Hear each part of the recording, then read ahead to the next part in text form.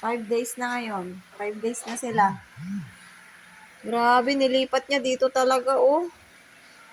Ano kaya pag lumampas to? Lalanigan sila.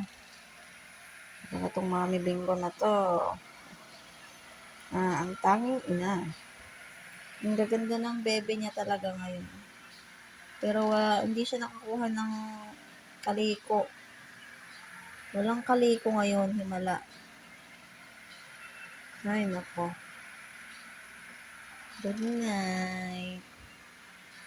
Mga bebe. Tip nila, diba? Ito si panganay. Ko alam kung pangalawa to. Baka ito. Doon na kayo. Tutulog na ako.